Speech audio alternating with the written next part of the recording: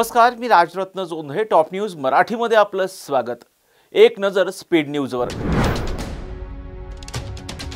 उपराष्ट्रपती पदासाठी मतदानाची प्रक्रिया सुरू. देशाला आज मिळणार नवे उपराष्ट्रपती. एनडीए कडून सीपी राधाकृष्णन तर इंडिया आघाडीकडून बी सुदर्शन रेड्डी मैदानात. उपराष्ट्रपती पदाच्या निवडणुकीत दोन पक्ष राहणार तटस्थ. अकाली दल, बिजू जनता दल राहणार तटस्थ. पंतप्रधान नरेंद्र मोदी, संरक्षण मंत्री राजनाथ सिंग यांनी बजावला उपराष्ट्रपती पदाच्या निवडणुकीत मतदानाचा हक्क.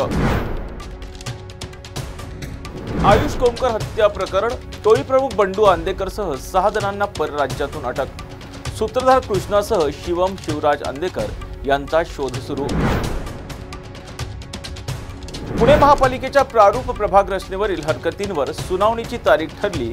11 व 12 डिसेंबर रोजी बालगंधर्व रंगमंदिरात होणार सुनावणी. व्ही राधा यांची प्राधिकृत अधिकारी म्हणून नियुक्ती. राज्य मंत्रिमंडळाची महत्त्वाची बैठकीत छगन भुजबळ यांची उपस्थिती. मंत्रिमंडळाच्या पहिल्या बैठकीस होते छगन भुजबळ गैरहजर. मंत्री छगन भुजबळ अजित पवारांची भेट घेणार. प्री कॅबिनेटमध्ये मंत्री छगन भुजबळ उपमुख्यमंत्री अजित पवारांची भेट घेणार. ओबीसींच्या प्रश्नांमध्ये राजकारण आणू नये, मंत्री छगन भुजबळ यांची प्रतिक्रिया. सिंचन घोटाळ्यावर सर्वाधिक अभ्यास देवेंद्र फडणवीसांचा. खासदार सुप्रिया सुळे यांचा मुख्यमंत्री देवेंद्र फडणवीस यांना खोचक टोला.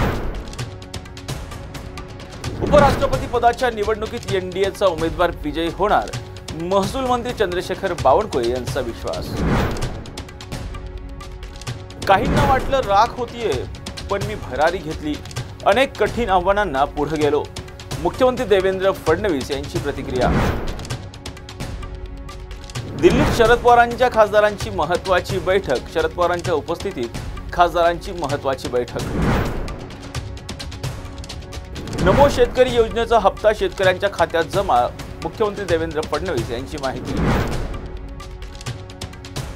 जनसुरक्षा कायदा रद्द करण्यासाठी बुधवारी ठाकरे गटाचं आंदोलन होणार. ठाकरे गटाकडून उद्या केलं जाणार राज्यव्यापी आंदोलन. मराठा आरक्षणासाठीचा GR ओबीसींसाठी अन्यायकारक. माजी गृहमंत्री अनिल देशमुख यांचा दावा. तुर्तास येथेच थांबूयात. पाहत राहा टॉप न्यूज मराठी. आपला महाराष्ट्र, आपली बातमी.